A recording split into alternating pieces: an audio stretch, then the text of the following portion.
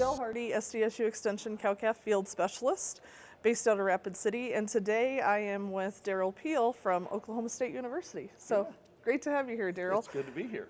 So today at Range Beef Cow Symposium, you talked about some of the challenges with the supply chain that we saw as a result of COVID-19. So could you just spend a couple minutes kind of summarizing what we saw with that, or what you talked about this morning? Yeah, you bet. You know, the last year was obviously something we've never experienced before in this industry.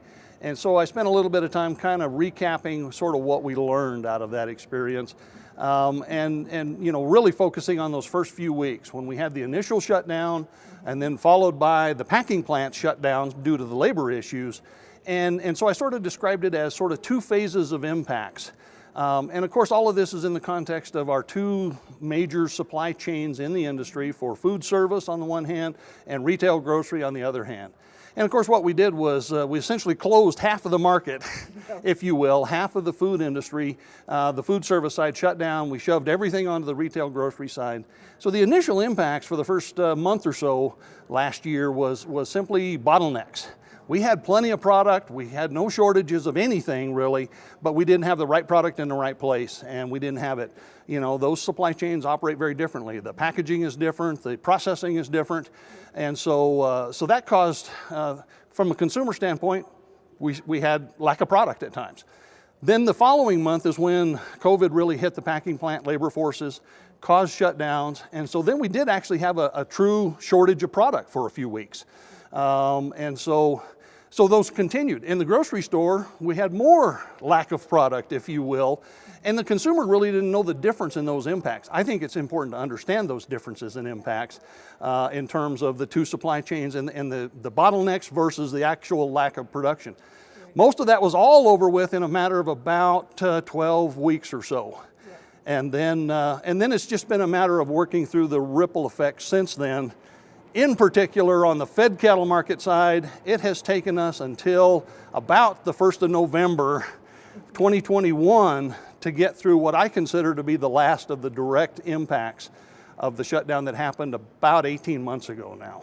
Yeah, so one of the things that I found very interesting is the shift in food service versus retail grocery, and how much people prior to 2019 and COVID were eating out in food service, and then after, how that changed to retail. And kind of, can you talk a little bit about those percentage changes? Because I think a lot of us as consumers saw that, because we saw the shortage in some of the products that were available on the grocery store shelves, but I don't think we really understand that full impact. Yeah, you know, total food expenditures have continued to grow over time in terms of nominal dollars, but food service has been growing for a number of years, many years really, faster than food at home or the retail grocery side of things. Yep. So it continues to widen, and going into the pandemic, food service represented about 55% of total food expenditures, and retail grocery represented about 45%. So it was a number of years ago, a decade to 15 years ago, when food service kind of passed the 50% mark, and more than half of our total food expenditures were away from home.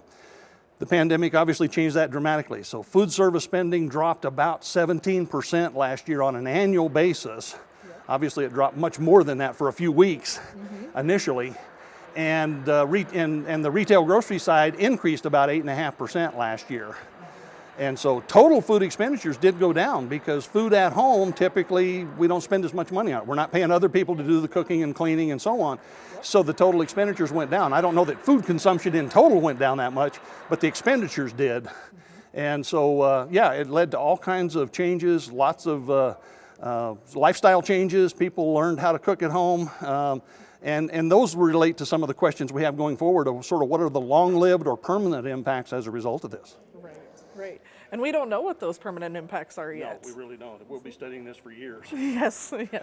So what would you think, looking at this whole situation, kind of summarizing what happened? Did things work the way they were supposed to? Were there flaws in the system?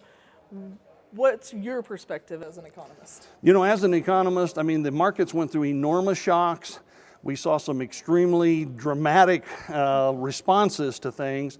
And in a lot of cases, that led to questions about whether the markets were broken in some sense. from my perspective, the markets worked exactly like they should. We did overwhelm them to the point that, I mean, normally markets make sure we don't run out of product, and we use prices to ration things when they get in short supply. We couldn't do that in those initial weeks, so we did actually run short of products.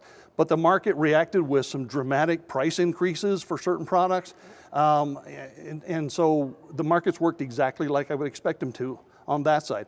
On the other side, of course, packing plants have been constrained for many months now in their ability to process things.